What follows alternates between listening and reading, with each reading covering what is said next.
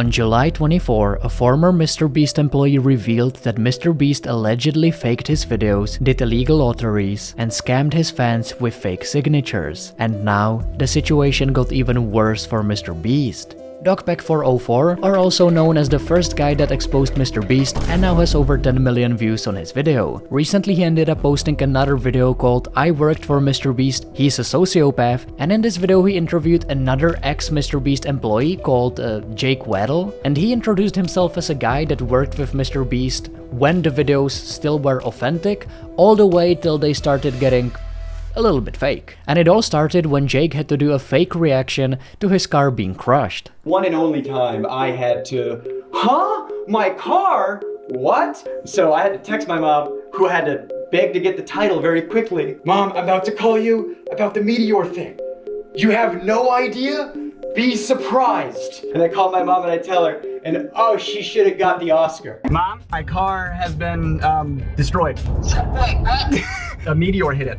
Jacob, I'm on vacation. Do you understand? And what surprised me the most is that some editors let him know that he wasn't included in a lot of videos because he apparently had too much personality. They always cut me out of the videos. They always, and I was, editors had told me that it's because you have too much of a personality. And for this I sort of have this theory that maybe MrBeast sensed that Jake wouldn't stick around for much longer, so he didn't want to make him a part of these videos. If the audience started liking Jake more, then if Jake suddenly disappeared from the videos, MrBeast fans would have a lot of questions on why did he disappear, why is he not there anymore, so I guess it makes some sense for MrBeast to not include him in the videos as much. At least that's what I thought. But then MrBeast for some reason tried to get him into this challenge video. The pitch is 100 days in solitary confinement. They're pitching it like at first it's gonna be like a luxury vacation. You're gonna have like a hot tub and an ice cream machine. And like part of the video is going to be you deciding like what items am I going to get rid of, today? And it's like the choice.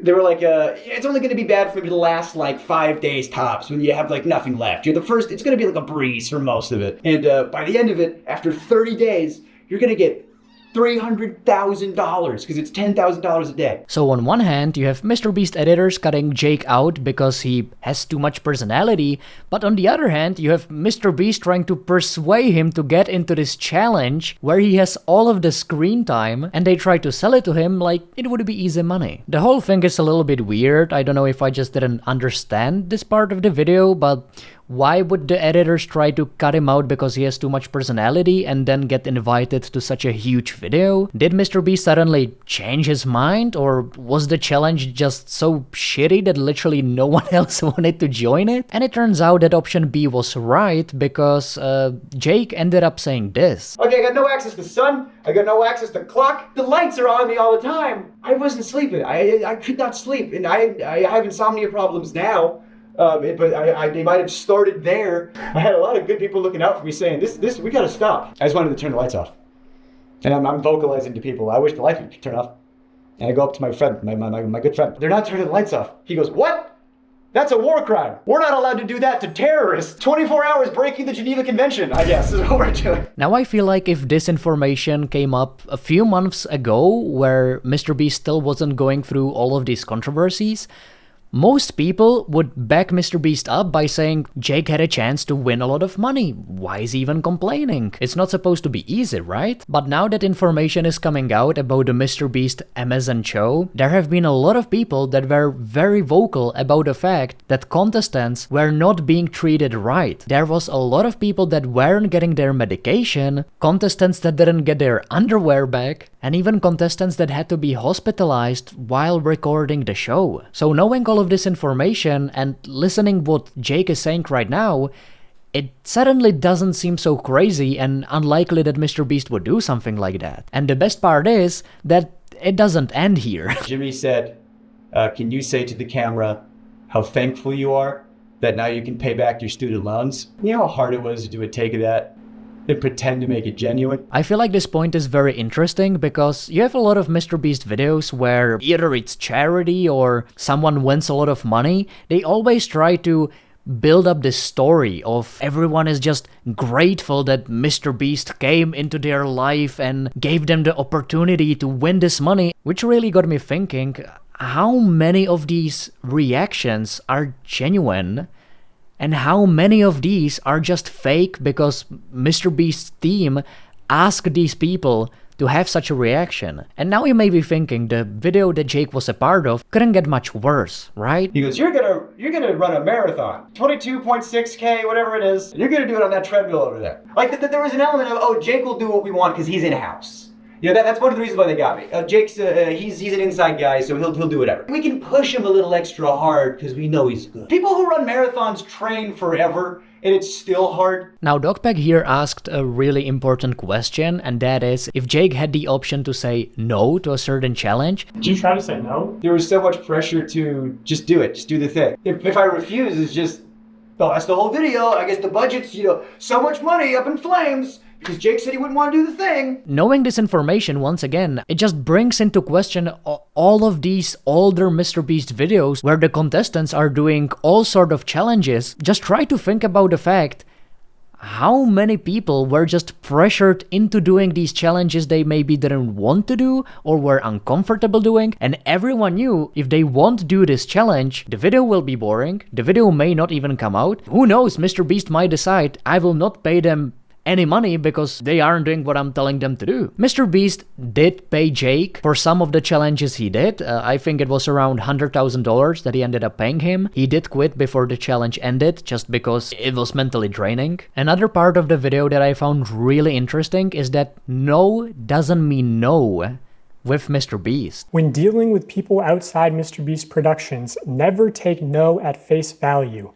If we need a store to buy everything inside of, and you can call the local Dollar Tree, and the person that answers says, no, you can't film here, that literally doesn't mean shit. Talk to other employees and see if they are fans or if any have kids that are fans. Try talking to their boss's boss. If all avenues are exhausted and you are left with a no, that doesn't mean don't try the other Dollar Trees because the manager of those could be huge fans and willing to bend the rules. Basically what I'm trying to convey is what we call pushing through no. Don't stop because one person told you no. Stop when all conceivable options are exhausted. Now there's one part of me that kind of gets this policy. I understand why they have it. There are definitely situations where you should be pushing the boundaries, where something may seem not possible, but if you give it enough time or enough effort, it may actually end up being possible or doable. A director might tell a producer, hey, we need access to 30 acres of farmland by Tuesday or we lose $500,000. Now, if you're the producer, you obviously know that means get it done or you lose your job. So what can happen is like a producer's calling up farmers saying, hey, I need to use your land. And the farmer might be like, okay, but I have animals, you can't be making really loud noises, no pyrotechnics, and you got to clean everything up. So the producer is sort of incentivized to lie and say, or maybe the producer doesn't even actually know the total contents of the video, right? Things changed last second. Hey, maybe the manager would be willing to bend the rules. Well, you shouldn't really be pressuring civilians to bend the rules that could get them fired, I totally do agree with this part. I feel like there are some times when bending the rules can be beneficial and could make some sense, but I feel like in most cases it just creates a terrible working environment and just unnecessary pressure for MrBeast employees. And now the thing that shocked me the most about the whole video was the fact that MrBeast had a registered sex offender on his payroll. He most likely knew about it and they kept him around, which is so bizarre. I'm going to play the clip so you can understand the context. Well, there was a known registered sex offender, convicted sex offender, on the registry and everything. You go to prison, you get rehabilitated, that's one thing. Like if you do your time, that's fine. I think there should be rehabilitation in this country. From what I hear, I can't confirm or deny, from what I hear, he's on the registry for doing some not great stuff to some underage people. And they knew that. And he's working at a channel that has underage people on and around and is targeted to underage people. And they covered up the fact that not only did he work there, but he was like the manager when it all started. The worst part about this whole thing is that it's just the tip of the iceberg, and it probably goes way deeper than just a conspiracy. He'll be in videos, he'll be in thumbnails, he'll be around, and whenever he is, he's wearing a mask. Why would you wear a mask? Why would you conceal your face? It's like, what are you concealing? That you are a registered sex offender? And that your face can be looked up on a thing? How much more can you literally cover up a sex offender? Rumors back and forth, so I don't know why they let him go, but he did leave at one point. Now, while watching the video, I myself was really confused why Mr. Beast would keep this guy around when he's clearly just a risk for him and the brand. And I'm pretty sure there was a part of the video where they said that the guy was a hustler, he worked hard, and he brought something to the company. Still, there's a lot of people working for Mr. Beast that work hard, they are loyal, they are willing to do literally anything for Mr. Beast. So why would Mr. Beast risk having this registered sex offender around? And just to make it clear, I'm not saying that these claims aren't true. I personally absolutely believe them. I'm just thinking what Mr. Beast could gain from having this guy around. I know it's pretty unrealistic expecting that Mr. Beast would give some sort of statement and say why they even let the guy into the company, but still I would be really curious for the reasoning, because this is like the only part of the video where I was genuinely shocked and surprised that this even happened. Now, another thing that Jake said in this video that I do agree with, now looking back on everything that happened, Mr. Beast getting exposed was just a matter of time. But I wasn't surprised. And it was just consequences happening to somebody who was really good at avoiding them for a long time. And I don't know, everybody loves Jimmy. And behind closed doors, he is not super great. Just as he revealed this information, it started raining here, so I'm sorry if you can hear some rain in the background. But overall, discovering that Mr. Beast was like this probably the whole time, he was just really good at hiding it, and no one exposed him for it before, is disappointing. At least we all had this idea that he's this generous guy that loves helping people, that loves doing charity, giving out a lot of money, and that solely the only thing he cares about is making good videos. And I still believe the last part. I think Mr. Beast genuinely wants to make the best content, but I think the biggest problem is that he is willing to sacrifice anything and anyone to make that content. I would highly recommend you checking out the whole video from Dogpack. I will link it in the description. It was a really well made video and I enjoyed it. There's one more thing I want to go through that I've seen a lot of people mention in the comments, and that is that YouTube is secretly working with Mr. Beast behind the doors and they are silencing anyone that decides to talk against Mr. Beast.